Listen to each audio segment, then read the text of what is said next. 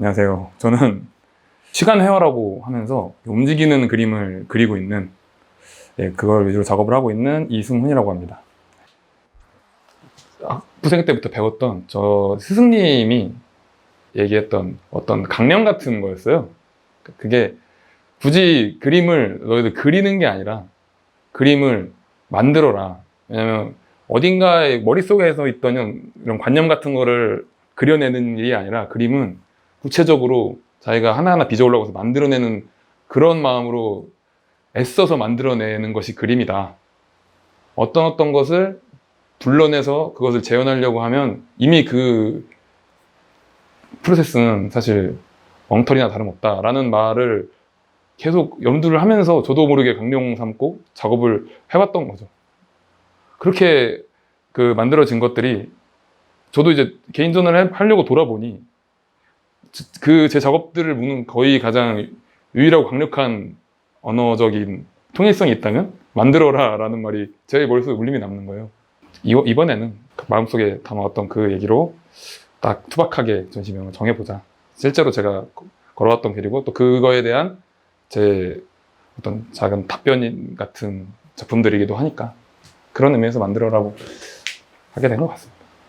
제일 심플하게 생각을 하면 보통 회화 작가분들이 어떤 물감을 혹은 뭐 다른 진료들을 통해서 자기의 평면을 점점 이렇게 점유해 나가시잖아요. 저 같은 경우는 그 점유해 나가는 재료가 그 운동이라고 생각하시면 돼요. 움직임.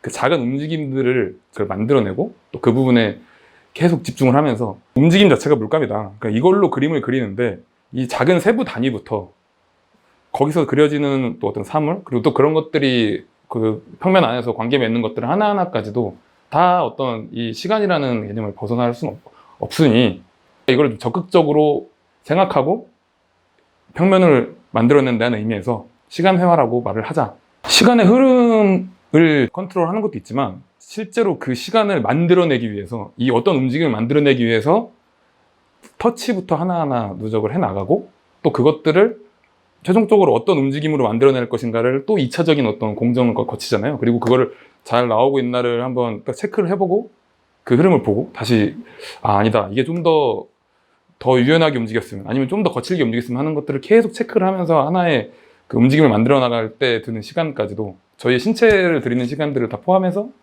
시간이라고 얘기를 해야 될 것 같아요. 그런 의미에서 시간에 직접적으로 참여한다는 말을 되게 좋아하는데 직접적인 참여를 생각을 해야 되니까 이게 보통 어떤 캔버스나 다른 재료에 누적하시는 분들은 어떤 멈춰 있는데도 그 어떤 시간의 누적이 나름대로 드러날 수 있게 하는 거지만 그것들이 직접적으로 드러날 수 있는 평면이기 때문에 그것을 생각해서 시간이라고 해야 될 것 같아요. 또 너무 큰 개념을 얘기할 때 저는 되게 가장 주의해야 되는 것 중에 하나가 저 스스로한테는 너무 어떤 큰 추상으로 빠지지 않았으면 하는 제 바람 같은 게 있었어요. 그럼 이 사람이 생각하고 있는 건 시간이나 뭐 어떤 그런 큰 개념에 대한 상징적인 걸 그린 거야? 라는 어떤 상징적이 되고 싶지 않으니까 오히려 더 추상적인 표현이나 이런 것들을 되게 자제하고 싶었던 거죠. 어떤 상징이 되는 것만큼은 좀 피하고 싶었다. 뭐 이러다 보니까 저는 오히려 그래서 구체적으로 사물 안으로 더 나타내고 그것들이 어떻게 움직이느냐에 대해서 좀 더 미시적인 관점 안으로 들어가고 싶었고 그리고 사물도 어디 멀리 있는 것들이 아니라 제 주변에 있는 어떤 작은 사건들이나 사물들에 좀 집중을 하고 그것들을 좀 끌어오는 걸로 작업이 시작되는 것 같아요. 사실 제가 폴 세잔 작가를 너무 좋아하게 됐어요. 그렇게 좋아하게 된 게 그 사람이야말로 아까 말씀드렸던 그림을 그려냈다기보다 그림을 만들어냈다는 말에 가장 되게 잘 부합하는 사람이라고 생각을 했거든요.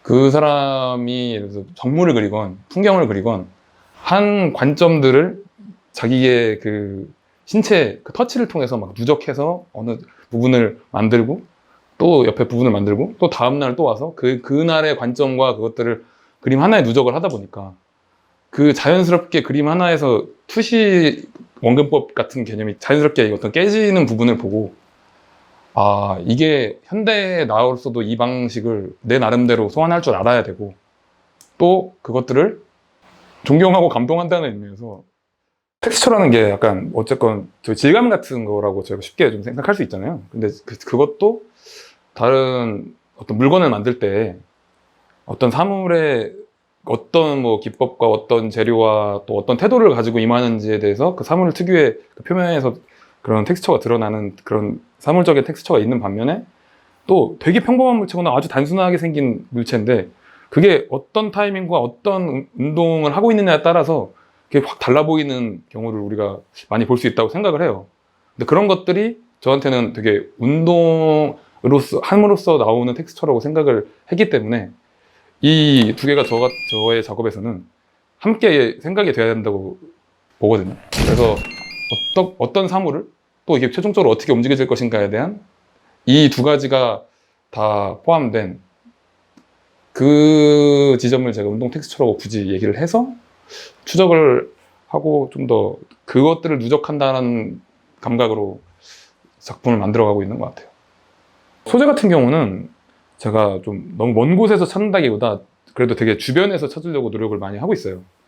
그런데 이 주변이라 말이 주변이지 제가 지금 작업실에 앉아만 있어도 정말 이 자리에서 수많은 이미지들을 막 이렇게 저희가 포획할 수가 있잖아요.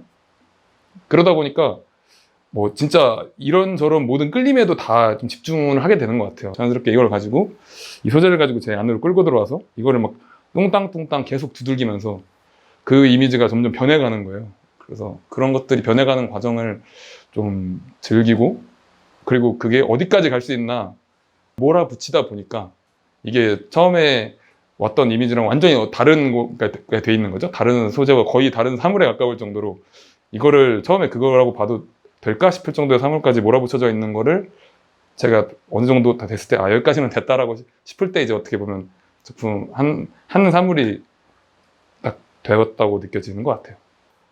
제가 터치를 되게 막 많이 누적하는 스타일이잖아요. 지금까지 그림들을 보면.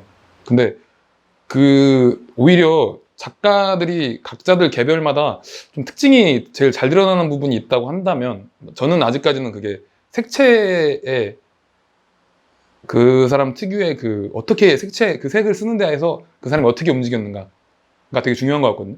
그리고 그것들이 다 흔적으로 나오는 게 작품이라고 생각을 하고 애써서 뭘 많이 만들려고 노력하는 사람이구나.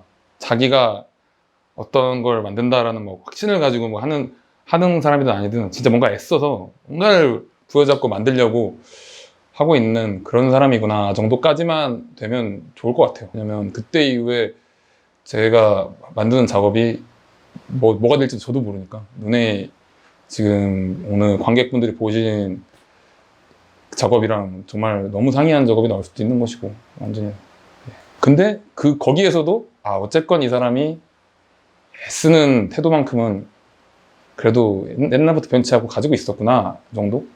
그 정도만 뭐 누군가 느낄 수 있는 작가가 된다면 참 그거만으로도 굉장히 만족스러울 것 같은데.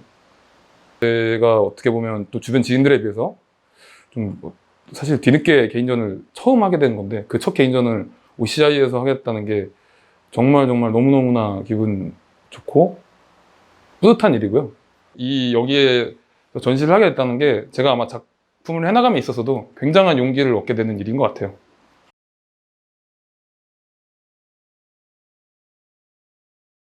제 작품이 아마 보시면 어떤 작가가 특정한 이 안에 메시지나 어떤 그 안에 뭐 숨겨진 의미 같은 거를 막 찾으라고 만들어낸 작업들은 아니에요. 그러니까 마음 편하게 보시되 그렇기 때문에 오히려 관객분들이 이걸 보시고 자기들만의 의미와 어떤 해석을 만들어 나가실 수 있는 그런 전시가 됐으면 좋겠어요. 만들어 나갈 수 있는 전시가 돼서 저희 전시 제목에 맞는 만들어라 라는 말에 부합하는 감상도 그렇게 얻어가실 수 있는 그런 감상이 되셨으면 좋겠습니다.